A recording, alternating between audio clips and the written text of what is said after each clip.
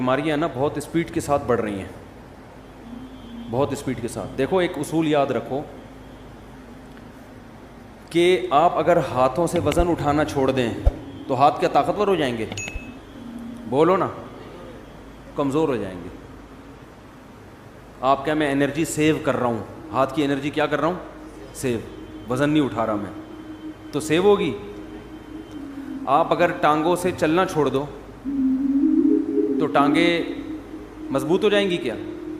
بولنے پر گورنمنٹ نے پابندی لگائی ہے. تو یاد رکھو جب ہم بچپن سے ہی نا ٹینشنوں کے اگر ہم عادی ہوتے ہیں, کچھ نہ کچھ ٹینشن ملتی رہتی ہے, تو انسان کے جو اعصاب ہے نا وہ ٹینشن برداشت, ٹینشن کا ویٹ اٹھاتے اٹھاتے باڈی بلڈر بن جاتے ہیں وہ, یعنی ویٹ لفٹر بن جاتے ہیں وہ. اور اگر بچپن سے ہی ٹینشن کوئی مل ہی نہیں رہی ہو, ممی ڈیڈی والا سیٹ اپ ہو, یہ بچہ نفسیاتی پاگل بنے گا بڑا ہو کر, یہ بتا دوں میں.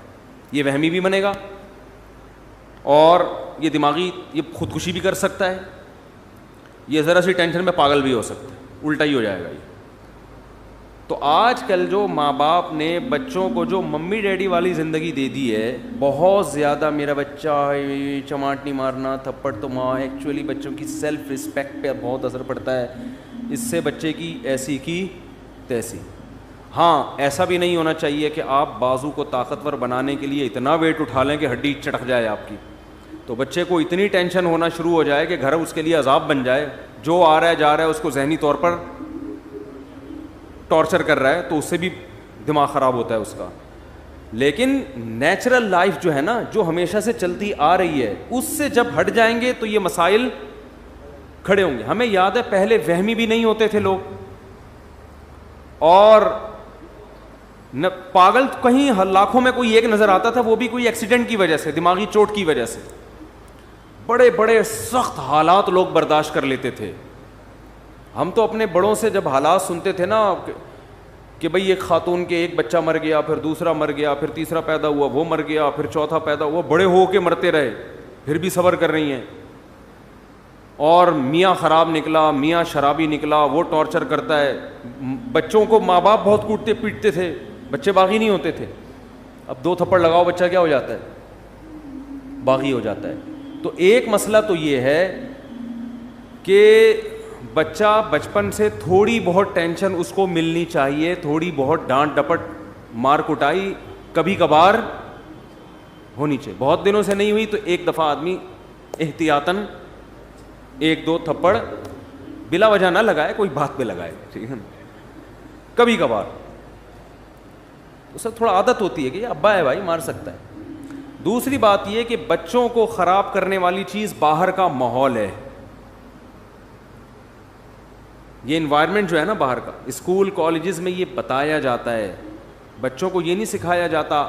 جو لبرل ٹیچرز ہیں, آج کل تو لبرلزم پھیل رہا ہے نا, کہ بھائی ماں باپ اگر سختی بھی کریں برداشت کرو, الٹی پٹیاں پڑھائی جا رہی ہیں ان کو. آپ کسی بچے کے سامنے ہی کہتے ہیں ابے تمہارا باپ تو ایسا ہے, ابے تمہارا فلاں تو ایسا ہے, تو بچے کے دل سے اپنے باپ کی عظمت ختم ہو جائے گی. تو باہر بہت سارے لوگ ہیں جو آپ کے گھر کو کیا کر رہے ہیں؟ خراب. عورتیں کیوں خراب ہوتی ہیں؟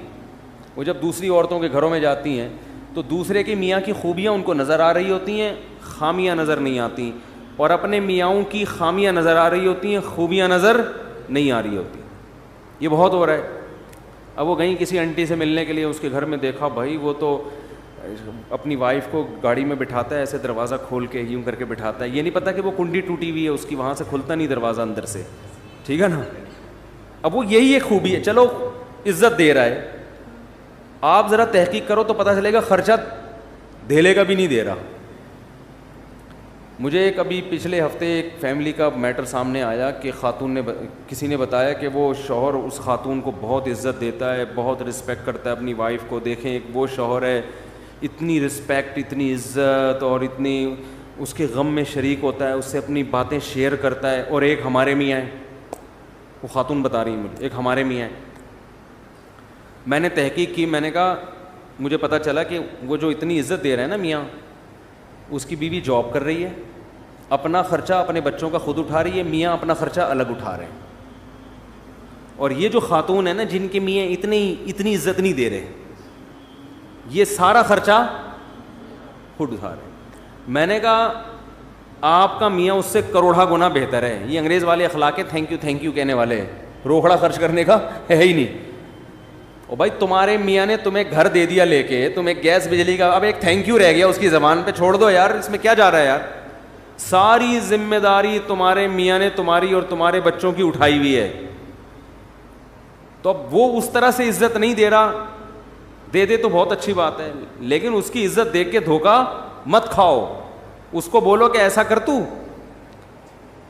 تو ایسا کر کے, اچھا بیگم کو بولو کہ ٹھیک ہے, اس خاتون کا شوہر بولے ٹھیک ہے بیگم اب میں اتنے ہی پیسے تمہیں دوں گا جتنا وہ اپنی بیوی کو دے رہا ہے, اور اس کے بدلے تھینک یو مجھ سے صبح شام 25 دفعہ لے لیا کرو, ہر بات پہ تھینک یو اور عزت دو. عورت تیار ہوگی, عورت کہے گی پیسے دے دیا کرو, بے شک اس سے پہلے 10 گالیاں اور اس کے بعد 20 گالیاں. اگر آپ کا سیٹ آپ کو 25-30 گالیوں کے بعد 50,000 روپے دے, آدمی کہتا ہے 25 اور دے دے لیکن پیسے دے دے. قربانی تو یہ ہے نا, بہت مشکل ہے, بہت مشکل. اسی طرح بہت سے والدین اپنی اولاد پہ خرچ کر رہے ہیں, خون پسینہ بہا کے, رکشے چلا کے, ٹھیلے لگا کے اپنے بیٹے کو کھلا رہا ہے. بیٹا 1-2 تھپڑ سے بدگمان ہو جاتا ہے کہ میرا باپ مجھے مارتا ہے, میرا باپ مجھ سے کٹائی کی تھی. بہت بے شرمی کی بات ہے, وہ تیرا باپ تیرے لیے کما رہا ہے, خون پسینہ بہا کے تیری روٹی کا انتظام کر رہا ہے, عزت کے ساتھ تجھے گھر میں بٹھایا ہوا ہے. تو کسی کے بھی احسانات دیکھے جاتے ہیں, احسانات کا حجم زیادہ ہے تو یہ چند چیزیں اگنور کی جاتی ہیں, ورنہ تو پھر انگریز ہم سے بہت اچھے ہیں, ایک دھیلا بھی خرچ نہیں کرتے, نہ اپنی اولاد پہ نہ اپنی بیوی پہ. بات کا اسٹائل دیکھو انگریزوں کے, یہ گالیاں ہیں جو ہمارے یہاں چل رہی ہیں انگلش میں ہوں گی, اتنی بری لگتی نہیں ہے وہ انگلش میں, ٹھیک ہے نا, لیکن کوئی ذمہ داری اٹھانے کے لیے تیار ہے ہی نہیں. ہمارے ایک دوست امریکہ میں, انہوں نے کہا کہ یہاں کسی گوری سے, کم عمر لڑکی سے اگر کوئی انگریز کہہ دے نا میں تم سے شادی کرنا چاہتا ہوں, خوشی سے بے ہوش ہو جائے گی. کیوں؟ اس کو پتہ ہے کوئی شادی نہیں کرتا, سب گرل فرینڈ بنا کے مزے اڑائیں گے بس. تو ذمہ داری تو ہمارے ہاں اٹھائی جاتی ہے. ہمارے ہاں مرد اپنے کندھوں پہ بچوں کا بوجھ بھی, بہنوں کا بوجھ بھی, ماں باپ کا بوجھ بھی, اور ایک بھائی اگر بے روزگار ہے اس کا بوجھ بھی, وہ بھی پان گٹکی کے پیسے بڑے بھائی سے لے رہا ہوتا ہے. سارے بوجھ اٹھا کے اگر 8-10 گالیاں روزانہ دے, اس کا حق بنتا ہے کہ گزرتے ہوئے ویسے ہی گالیاں پارسل کر کے جایا کرے. اس کو اتنا تو رائٹ دو نا, اتنا پیسہ خرچ کر رہا ہے بھائی. نہیں آ رہی بات تو رہنے دو, جیسے چل رہے ہو ویسے ہی ٹھیک ہے. تو یہ بھی بڑا مسئلہ ہے کہ آپ کی اولاد کو جو باہر لوگ ہیں وہ کیا کرتے ہیں, خراب. اس زمانے میں بچوں کو باہر دوستیاں لگانے مت دو, بگڑیں گے. ان کو صحیح راستہ دکھانے والے کم ہوتے ہیں, بگاڑنے والے مارکیٹ میں زیادہ ہوتے ہیں.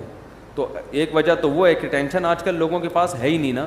تو جب تھوڑی, آپ کو پتہ ہے سویڈن میں خودکشی کا ریشو سب سے زیادہ ہے, اور اس کی وجہ یہ ہے کہ سویڈن ٹینشن فری ملک ہے. حیرت کی بات ہے, جس ملک میں ٹینشن زیادہ, غربت زیادہ ہے نا, بے روزگاری, غربت, وہاں خودکشیوں کا ریشو کم ہے. یہ کتنی بڑی حقیقت ہے, سمجھ میں نہیں آ رہی بات. دیکھو پاکستان ایک پسماندہ ملک ہے نا, اتنی خودکشی نہیں ہے یہاں پہ. یعنی آپ خود اندازہ لگاؤ نا کہ سویڈن میں بے روزگاروں کو الاؤنس ملتے ہیں. یعنی جو لوگ سویڈن ہو کر آئے ہیں وہ کہہ رہے ہیں ٹینشن تلاش کرنے سے نہیں ملتی یہاں پہ, گوگل پہ سرچ کرنا پڑتا ہے. بھائی کسی کے پاس ٹینشن ہو تو تھوڑے دن کے لیے چاہیے, پاکستانیوں کو چاہیے ہوتی ہے نا, وہ پریشان ہو جاتے ہیں ٹینشن کیوں نہیں. تو اس کے باوجود سب سے زیادہ خودکشی کہاں ہو رہی ہے, اس کنٹری میں ہو رہی ہے. کیوں ہو رہی ہے؟ اس کی وجہ یہ ہے کہ قدرت کی طرف سے ذرا سی کوئی پریشان, قدرت تو دیتی ہے ٹینشن, چاہے آپ کا ملک ٹینشن فری ہو جائے, اللہ کی طرف سے ٹینشنیں آتی ہیں تو وہ برداشت نہیں کر پاتے. برداشت نہیں کرتے تو جا کے وہ لٹکنے کی کوشش کرتے ہیں اور کھمبوں سے چپکنے کی کوشش. اس کا یہ بڑا نقصان ہوتا ہے.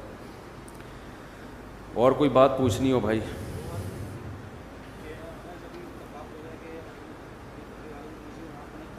دیکھو بات کسی مسلک کی نہیں ہے, جس کا عقیدہ شرکیہ ہے اس کے پیچھے نماز جائز نہیں ہے. سمجھتے ہو؟ اسلام میں آپ جیسے کسی کو دائرہ اسلام سے نکال نہیں سکتے, زبردستی لا بھی نہیں سکتے دائرہ اسلام میں. لوگ بہت براڈ مائنڈڈ بنتے ہیں کہ ہم ہر ایک کے پیچھے نماز پڑھ لیتے ہیں, ایسا نہیں ہوتا. آپ کو جوڑ پیدا کرنے کے لیے اسلام کی جو حدود ہیں, جو باؤنڈری اسلام نے کھینچی ہے, اس باؤنڈری کے اندر رہنا پڑے گا. اور ایک بات خوب اچھی طرح سمجھ لیں, پہلی بات تو یہ ہے کہ جس کا عقیدہ شرکیہ ہو اس کے پیچھے نماز جائز نہیں ہے, چاہے اہل حدیث ہو, چاہے دیوبندی ہو, چاہے بریلوی ہو, چاہے کوئی بھی ہو. عقیدہ شرکیہ ہے تو اس توحید پرست ہونا ضروری ہے. دوسری بات یہ ہے کہ جوڑ پیدا کرنے کے لیے آج کل یہ بھی ایک ٹرینڈ چل نکلا ہے کہ بس لوگوں کو دین پہ لے کر آنا ہے. اس کے لیے اسلام کی جو بیسک اصول ہیں انہی کی دھجیاں اڑا دی جاتی ہیں. تو لوگوں کو دین کے قریب کرنے کے لیے آپ جو اسلام کے بنیادی اصول ہیں, اسلام نے جو باؤنڈری کھینچی ہے, اس میں تبدیلی نہیں کر سکتے. نبی صلی اللہ علیہ وسلم نے 13 سال مکہ میں دعوت دی ہے, چند لوگوں کے سوا کوئی بھی ایمان نہیں لے کر آیا. اور مشرکین کیا کہتے تھے کہ تھوڑی سی لچک پیدا کر دیں, تھوڑی سی ہماری بات مان لیں. آپ نے مصلحتاً بھی ان کی بات نہیں مانی کہ اسلام کی جو بنیادی احکام ہے نا ان میں کمپرومائز نہیں ہوگا. جن چیزوں کا انتظامی معاملات سے تعلق ہے, مینجمنٹ سے, ان میں تو جیسے صلح حدیبیہ میں آپ نے بہت ساری چیزوں میں مانی ان کی بات, لیکن اگر وہ یہ معاہدہ کرتے کہ آپ ایک نماز چھوڑ دیں تو نبی اس شرط کو تسلیم نہیں کرتے. بھائی نماز بھی نہیں چھوڑ سکتے, روزہ بھی نہیں چھوڑ سکتے, داڑھی بھی نہیں کاٹ سکتے ہم, ٹھیک ہے نا, چوری کو جائز بھی نہیں, زنا کی بھی اجازت نہیں ہو سکتی. تو اسی طرح یاد رکھو آج کل ایک بہت بڑا مسئلہ یہ ہو گیا ہے کہ ہماری حدود ساری ختم ہوتی چلی جا رہی ہیں. اور یہ بھی ذہن میں رکھیں کہ نبی صلی اللہ علیہ وسلم کی سیرت میں جہاں ہمیں معاف کرنا ملتا ہے وہاں انتقام لینا بھی ملتا ہے. اب یہ کام ہوتا ہے کہ کون سا موقع معاف کرنے کا ہے اور کون سا موقع انتقام لینے کا ہے. بعض دفعہ انتقام لینے میں فائدہ زیادہ ہوتا ہے.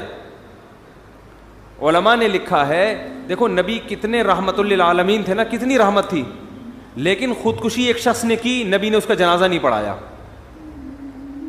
حالانکہ آپ تو رحمت للعالمین ہیں. اور اس کا جنازہ فی نفسی ہی جائز بھی ہے, تو مسلمان نہ وہ. علماء کہتے ہیں, اس حدیث کی روشنی میں علماء کہتے ہیں کہ جو خودکشی کرے گا مسجد کا مقتدی رہبر یا کوئی بڑا عالم اس کا نماز جنازہ نہ پڑھائے, بائیکاٹ کرے. لیکن ہم کیا کر رہے ہوتے ہیں یہاں پہ, نہیں بھائی اس کی تعریفوں پہ پول باندھ رہے ہوتے ہیں. وہ جو انڈیا میں ایک لڑکی نے خودکشی کی تھی نا, بہت لوگوں نے ترس کھایا. میں نے کوئی ترس والا بیان نہیں کیا, میں نے کہا اللہ مغفرت کرے, مسلمان تھی لیکن کوئی اچھا کام نہیں کیا. یہ واجب التعزیر ہے بھائی. تم جرم بھی کر رہی ہو اور ساری دنیا کو بتا کے دریا میں چھلانگ لگا کے اور بھی لوگوں کو کہہ رہی ہو کہ سب چھلانگیں مارو, یہ تو بے صبری ہے نا. نیکی کو پروموٹ کیا جاتا ہے, ہائی لائٹ کیا جاتا ہے کہ دیکھو غم کے موقع پر میں یہ صبر کر رہی ہوں, تو آپ لوگ بھی صبر کرنا سیکھو. عادت نہیں لیکن مجھے ٹینشن اتنی ہو گئی, 2 بوتلیں چڑھا لیا اور ویڈیو بنا کے یوٹیوب پہ ڈال دے, لوگ کہیں یار اتنا نیک آدمی کو یہ اتنا مجبور کر دیا اس معاشرے نے, اس ظالم معاشرے نے اتنے نیک آدمی کو ایسا مجبور کر دیا کہ شراب پی رہا ہے, اس کی ساس پہ مقدمہ ہونا چاہیے. اس داماد کو کس نے ٹینشن دی ہے؟ ساس نے. اس کے سسر پہ مقدمہ, اس کی بیوی کو جیل میں ڈال دینا چاہیے, اس کی ٹینشن ہے.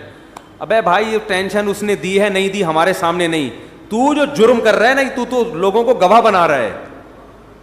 اب اس انڈیا کی وہ لڑکی کی ساس غلط تھی نہیں تھی ہمیں نہیں پتا, لیکن آپ کا غلط ہونا تو آپ نے خود ثابت کر دیا نا اپنے آپ کو حرام موت مار کے. دیکھو میں اپنے آپ کو اس لڑکی سے بہتر نہیں سمجھتا, قیامت میں شاید وہ بخشی جائے اور ہم لٹکے ہوئے ہوں, لیکن اصول کی بات شریعت کی جو ہے وہ تبدیل نہیں ہو سکتی. جرم کو پروموٹ کرنے کی, ہائی لائٹ کرنے کی اور اس کی حوصلہ افزائی کرنے کی اجازت نہیں ہے. ہم تصویر کے ایک رخ کو دیکھتے ہیں, دوسرے رخ کو نہیں دیکھ رہے ہوتے. ایک بہت بڑا سنگر تھا, جب اس کی ڈیتھ ہوئی ہے تو اس کا جنازہ لایا گیا ہمارے ہاں. ہمارے شیخ حضرت مفتی رشید احمد صاحب کے حضرت نے انکار کر دیا نماز جنازہ پڑھانے سے, فرمایا میں نہیں پڑھاؤں گا. ہو سکتا ہے چھپ کے بہت دعائیں مانگی ہوں اس کے لیے, بظاہر یہی لگتا ہے اکیلے میں بہت روئے ہوں گے اللہ اس کو معاف کر دے, کھلے عام اس کا جنازہ نہیں پڑھایا تاکہ عبرت ہو کہ کوئی اچھی موت نہیں ہے یہ. ہاں کوئی چھپ کے جرم کر رہا ہے, اپنے جرم کو خود ہی چھپا رہا ہے, تو ہمیں بھی حکم ہے اس کو ہم چھپائیں. ایک اپنے آپ کو ایکسپوز کر دیا اس نے, وہ تو لوگوں کو ترغیب دے رہا ہے جرم کی. تو اس لیے بھائی ان چیزوں میں آج بے اعتدالی بہت ہونے لگی ہے. ہم حدود شریعت سے تجاوز کرتے ہیں. مجھے کچھ سنگر لوگ ملتے ہیں کہ ہم نے توبہ کر لی ہے, ہم پہلے ایسے تھے, ہم یوں تھے, ہم یوں تھے. تو ٹھیک ہے, بیچاروں نے توبہ کی, اللہ ان کی توبہ قبول فرمائے, لیکن میں ان سے اکثر ایک بات کہتا ہوں کہ یار اپنے ماضی کو بھول جاؤ. ماضی کو, ایک تصویر تو چلو کوئی اپنی محفوظ رکھ لے کہ لوگوں کو ترغیب دینے کے لیے کہ میں ایسا تھا اور ایسا ہو گیا, چلو ایک اس میں یہ مسئلہ سمجھ میں آتی ہے تاکہ دوسرے گلوکاروں کو بھی موٹیویشن ملے. ہمارے ایک دوست تھے, وہ کہیں ڈراموں میں آیا کرتے تھے, تو پھر انہوں نے توبہ کی, تو انہوں نے مجھے اپنی پرانی تصویر بنائی نا, دکھائی, کیپ پہنا ہوا ہے, کالا چشمہ اور عجیب سی مونچھیں رکھی ہوئی ہیں. اور جب وہ توبہ کیا ایسا, جن کے میں نے 3 شادیاں نہیں, تیسری کروائی تھی شادی, وہ ویڈیو بھی گئی تھی. اب وہ شوبز کی دنیا چھوڑ کے شادیوں پہ سیٹ ہو گئے ہیں. شوبز کی دنیا چھوڑ کر کس پہ سیٹ ہو گئے ہیں؟ سیٹ ہوتا ہے آدمی تو پھر وہ کرتا ہی چلا جاتا ہے, پھر وہ ڈھیٹ بن جاتا ہے. تو میں نے کہا اچھا ہے, وہ جو حرام کاری کا خطرہ تھا وہاں پہ, یہ نہیں کہ سب کوئی غلط کر رہے ہوتے ہیں, میں الزام نہیں لگا رہا. تو کیا نتیجہ نکلا کہ اب انہوں نے اتنا پیارا ان کا حلیہ ہو گیا, تو وہ ایک تصویر انہوں نے رکھی ہوئی ہے, وہ فیس بک پہ بھی ڈالی تھی کہ یہ زیادہ اچھی ہے, یہ والی, سب وہ نورانی چہرے کو کہہ رہے تھے ماشاء اللہ ماشاء اللہ. تو ایک تو چلو عبرت کے لیے ٹھیک ہے, لیکن اپنی ساری تصویریں کہ میں ایسے ناچتا تھا, میں یوں کرتا تھا, میں یوں, بھائی یہ تو آپ اپنے گناہ کو کیا کر رہے ہو. آپ اپنے حج اور عمرے کی تصویر, سمجھ میں آ رہا ہے کہ میں سردی میں رو رہا تھا. اول تو اس کو بھی ضرورت نہیں ہے, لیکن یہ کوئی پھر بھی ایک سمجھ میں آنے والی چیز ہے. تو اپنے گناہ کی یادگاریں محفوظ رکھنا یہ اچھا کام نہیں ہے. نبی صلی اللہ علیہ وسلم نے فرمایا کہ ایمان کی مٹھاس کا, حدیث کا مفہوم ہے, اس وقت انسان کو محسوس ہوتی ہے جب وہ کفر کی دنیا یا گناہ کی دنیا میں جانے کو اتنا برا سمجھے جیسے آگ میں چھلانگ لگانے کو. اس کو اتنی نفرت ہو اس ماضی کی دنیا سے کہ میں نے کس گند میں زندگی گزار رہا تھا. پھر اس کا مطلب ہے خاندانی توبہ کی ہے اس نے. سمجھتے ہو؟